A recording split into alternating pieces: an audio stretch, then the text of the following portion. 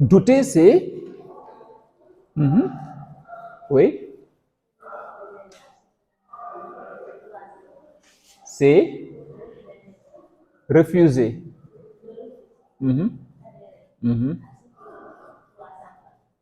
Oui, on peut le dire. C'est le refus d'adhérer à ce que l'on croit savoir. Mais on peut dire mieux. Vous me dites quelque chose, je vous réponds que j'en doute. Cela veut dire que je ne vous crois pas. Mais cela ne veut pas dire que je vous crois aussi. Donc, douter, c'est être... Remettre en cause, c'est rejeter, du coup. Quand je dis ce que vous dites, je le remets en cause, cela veut dire que je ne vous crois pas. Or, celui qui doute, il ne dit ni oui, ni non. Il ne croit pas, mais il ne rejette pas non plus. Il n'affirme pas, il n'infirme pas. Il est donc, ça commence par N. Ça commence par N. Il est... Bon, je vous aide à accoucher, à la manière de Socrate. C'est un adjectif de 6 lettres. La première lettre commence par N et la dernière c'est E. Accoucher. Garçon comme fille, accoucher.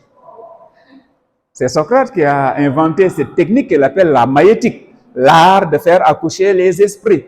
Parce que pour lui, les esprits sont enceintes. Mais enceintes de quoi? Enceinte d'idées. Enceinte d'idées. Il suffit de pousser l'esprit pour qu'il accouche. Socrate a hérité cette technique maïeutique de sa mère. Sa mère, c'est Phénarète. Elle était une sage-femme. Elle aidait les corps à accoucher en disant aux femmes, poussez, respirez, contractez-vous, décontractez-vous, etc. Donc la sage-femme aide à accoucher.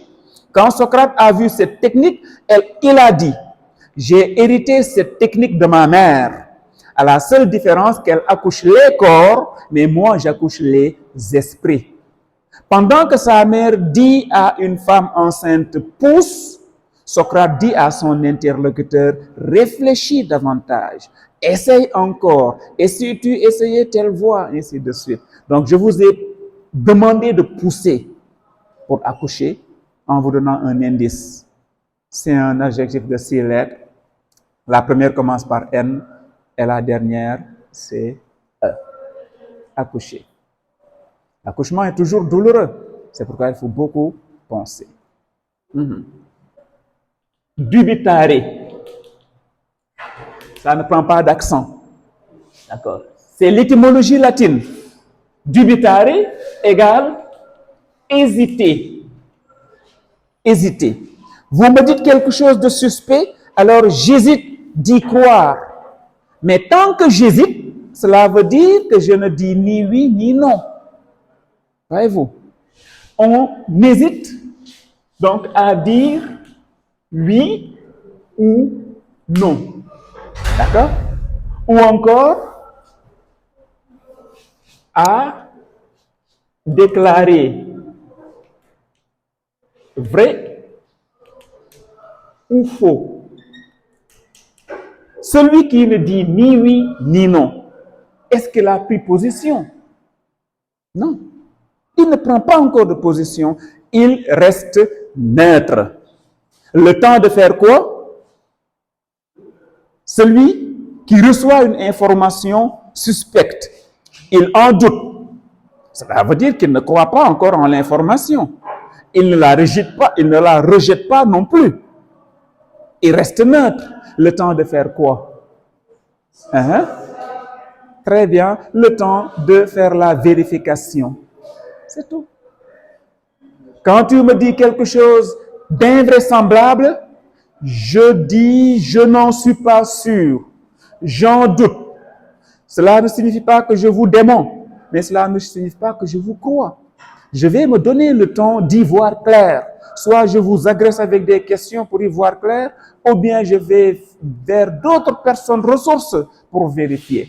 Tant que l'idée n'est pas claire dans ma tête, tant que je n'en ai pas la claire certitude, je ne dirai ni oui ni non. Donc douter, c'est rester neutre. Neutre. Rester neutre, c'est ne pas prendre position du tout. Et d'ailleurs, en Wolof, le mot doute est beaucoup plus explicite. Parce que quand je dis ni oui, ni non, ici, il y a deux possibilités. En Wolof, les deux possibilités sont apparentes. Que dit-on en Wolof? Sikki Saka. Quand je doute, cela veut dire que je ne suis ni du côté de Sikki, ni du côté de Saka. Ou bien on dit xel ñaar. Xel ñaar mooy am na ñaari possibilité, mais xamaguñ ban la. Ou bien on dit quoi encore en Wolof toujours? Très bien, jiixi jaaxa. Si je doute de ce qu'on me dit, cela veut dire que je ne suis ni du côté de jiixi, ni du côté de jaaxa. Je reste neutre aussi longtemps que l'idée sera suspecte. Comme l'a dit SG, une fois que la vérification est faite, une fois que les idées sont claires, là, je prendrai position. Donc, à partir de son étymologie latine dubitare, on peut dire que douter, c'est hésiter à prendre position.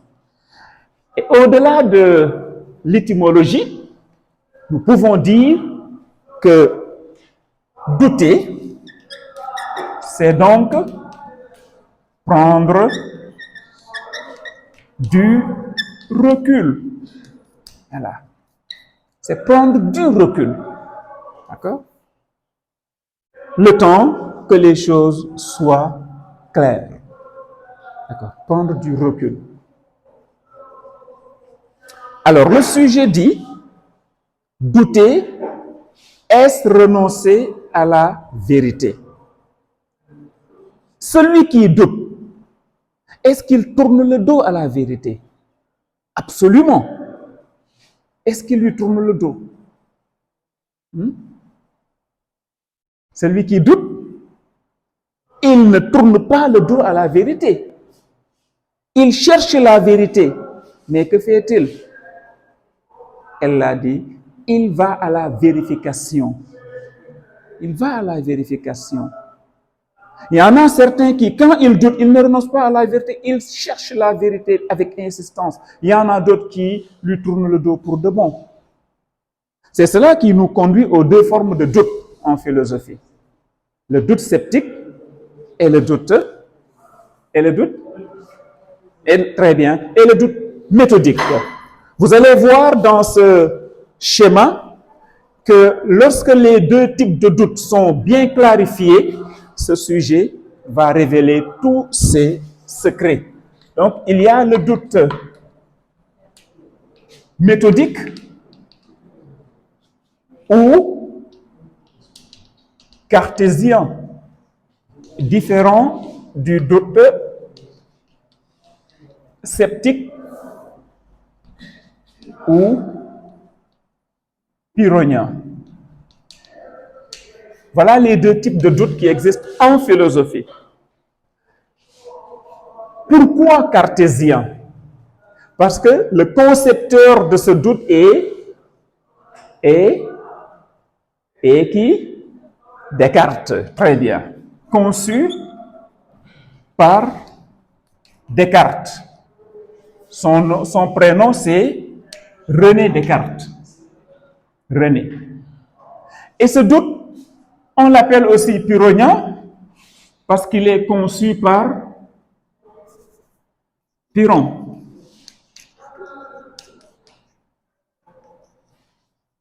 Lui, il est un philosophe pourtant, mais un philosophe qui exagère du doute. Un philosophe de l'Antiquité grecque. Descartes est un philosophe français du XVIIe siècle, d'accord, qui a réhabilité le doute. Parce que lui, étant de l'Antiquité, il avait dit que l'esprit est incapable de trouver la vérité, donc on doute en permanence. On doute en permanence parce que la vérité n'existe pas. Voilà. La vérité n'existe pas. Pourquoi? Parce que l'esprit est limité, il est incapable de l'atteindre. Des siècles plus tard, Descartes a redonné au doute ses lettres de noblesse. Il dit qu'on ne doute pas pour renoncer définitivement à la vérité, mais on doute pour y renoncer provisoirement le temps de trouver cette vérité-là. C'est ce qu'on appelle le doute provisoire. Donc, on doute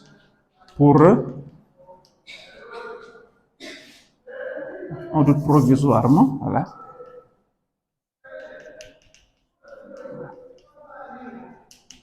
Provisoirement pour trouver la vérité. Ici, nous avons affaire à un doute provisoire et là à un doute permanent. Le sujet révèle ses secrets. Là, on dira, bon, ce n'est pas la peine de l'écrire, on dira ici, quand on doute, on ne renonce pas à la vérité. On n'y renonce pas. On doute pour chercher la vérité. Une fois que la vérité est trouvée, le doute disparaît. Parce qu'on n'a plus besoin de douter. Mais ici, on doute pour renoncer à la vérité pour de bon. Pour de bon. C'est pourquoi, tant qu'on ne connaît pas les deux types de doute et leur fonctionnement, on ne pourra pas traiter ce sujet.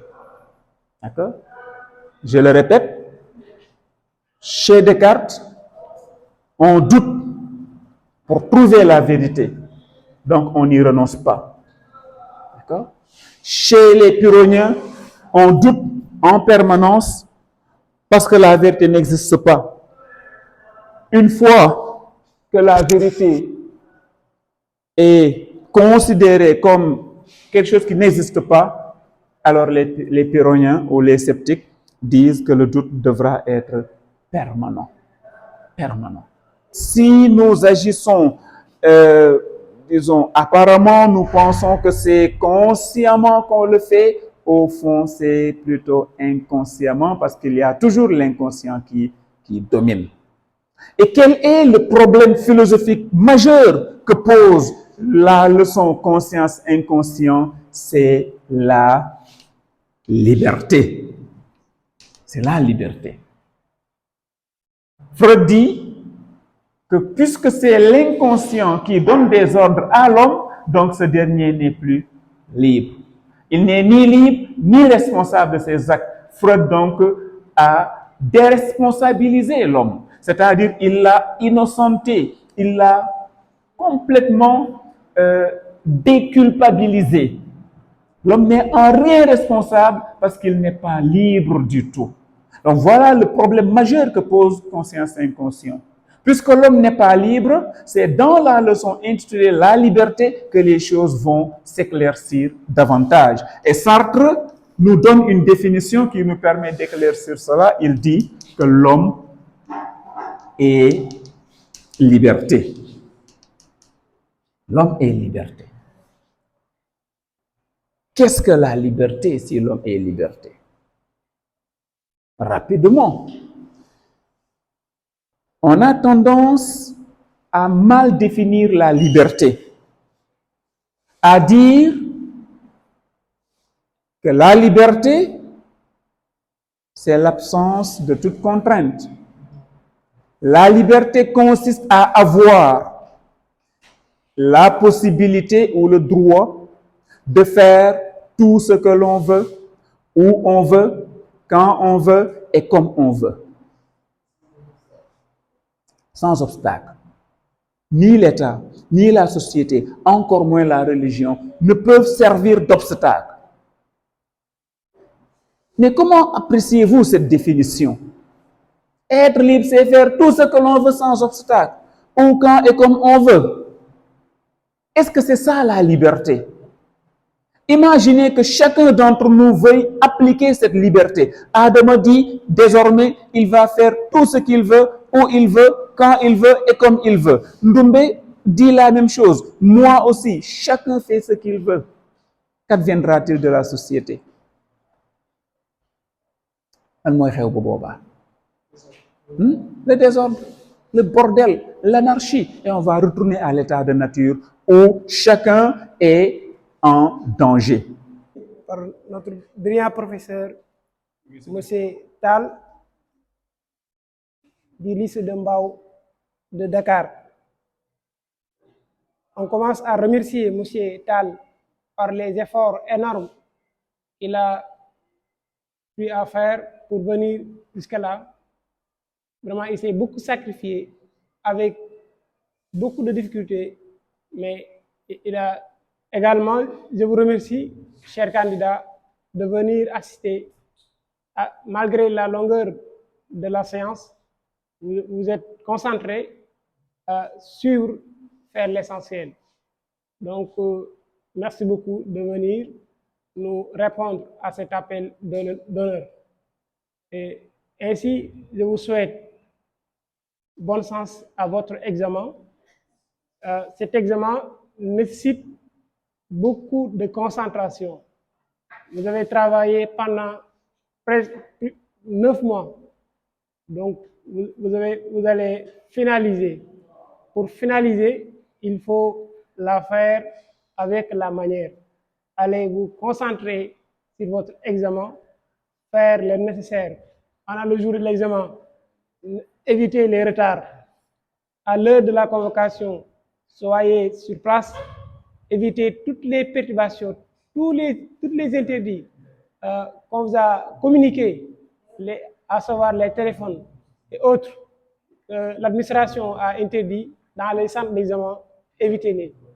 Donc, soyez à l'heure dans les centres et évitez tout ce qu'on vous a interdit. Donc, et concentrez-vous sur votre examen, considérant que cet examen, c'est seulement une simple épreuve à faire. Considérez-vous comme si que vous êtes dans votre propre chambre en traitant un exercice que vous pouvez expliquer et démontrer. Donc, ce n'est pas du tout compliqué. Tout ce qu'on aura à vous donner comme épreuve, vous l'avez déjà traité en salle de classe avec vos brillants professeurs. Donc, concentrez-vous, ayez confiance en vous et faites le maximum de concentration, surtout la concentration. Vraiment, je le réitère encore une fois, parce que si vous êtes concentré, vous pouvez aller plus loin en ayant les capacités de réussir votre examen. Donc, bon sens et évitez à ce que la tabaski vous distraire. Vous êtes beaucoup concentré, vous êtes beaucoup investi, donc terminez en beauté et après l'examen, vous allez passer la fête avec la famille. Merci beaucoup.